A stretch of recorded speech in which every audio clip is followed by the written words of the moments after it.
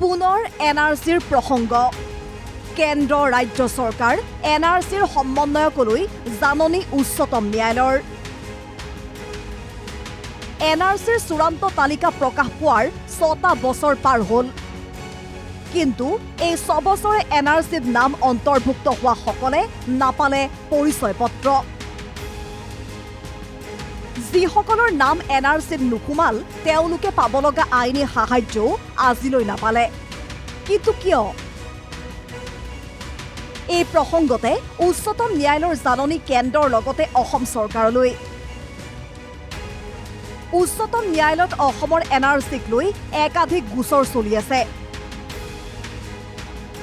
তালিকা প্ৰকাশ কৰাৰ ৬ বছৰ অতিক্ৰম কৰিলে কিন্তু যাৱতীয় প্ৰক্ৰিয়া আজিও অসম্পূৰ্ণ NRCত নাম সোমোৱা সকলে আজিলৈ ইয়াৰ প্ৰমাণ হিচাপে অথবা এই দেশৰ নাগৰিক হিচাপে এখন পৰিচয় পত্ৰও নাপালে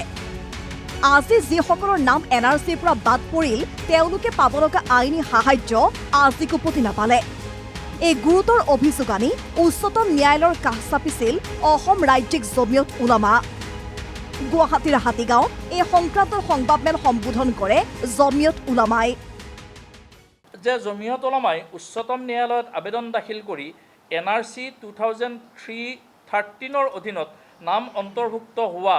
3,11,00,000 লোকক পৰিচয় পত্ৰ প্ৰদান কৰিব লাগে আৰু NRCৰ পৰা বাদ পৰা 19 লাখ লোকৰ নিয়ম ধাৰা 4 কৰ অধীনত আপিল প্ৰক্ৰিয়া আৰম্ভ কৰিব লাগে বুলি আবেদন দাখিল কৰিছিল সেই মৰ্মে ৰুজু WPC 839/2026 নম্বৰ গোচৰৰ মঙলবাৰে হয় প্ৰথমটো শুনানি মুখ্য ন্যায়াধীশ সূৰ্যকান্তৰ নেতৃত্বৰ 3জনীয়া বিচাৰপীঠত গোচৰটোৰ শুনানি হয় আবেদনকাৰী পক্ষৰ অধিবক্তাই যুক্তি আগবঢ়োৱাৰ পাছত বিচাৰপীঠে এই সংক্ৰান্তত কেন্দ্ৰীয় চৰকাৰ ৰাজ্য চৰকাৰ আৰু NRCৰ সমন্বয়কলৈ জাননী জাৰি কৰে অনাৰেবল চিফ জাষ্টিছ তেখেতসকলৰ এই বেঞ্চত এই কেছটোৰ শুনানি WPCটোৰ শুনানি হৈছে আৰু ইতিমধ্যে তেখেতসকলে অৰ্ডাৰ পাছ কৰিছে অসম চৰকাৰ দিল্লী চৰকাৰ আৰু RGI registrar general of India আৰু সমন্বয় NRCৰ এখেতসকললৈ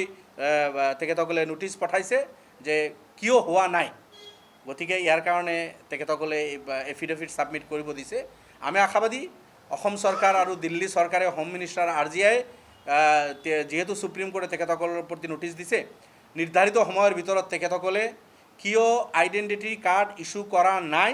আৰু 19 লাখ মানুহক ৰিজেকশ্যন স্লিপ দি তেখেতসকলৰ নিজৰ পক্ষটো ক্লিয়াৰ কৰাৰ সুবিধা দিয়া নাই এইখিনি কাম দিল্লী চৰকাৰ অসম চৰকাৰ আৰু RGI কৰিব লাগিব 2019 31 আগষ্টত প্ৰকাশ পাইছিল NRCৰ চূড়ান্ত তালিকা 3.11 কোটিৰ নাম অন্তৰ্ভুক্ত হৈছিল 19 লাখ হৈছিল বঞ্চিত এনে অৱস্থাত কিয় পেলাই থোৱা হ'ল NRCৰ প্ৰক্ৰিয়া উচ্চতম ন্যায়ালয়ত কেন্দ্ৰ আৰু ৰাজ্য চৰকাৰে ইয়াৰ উত্তৰত কি জনায় সেয়া আগন্তুক সময়তহে লক্ষণীয় হ'ব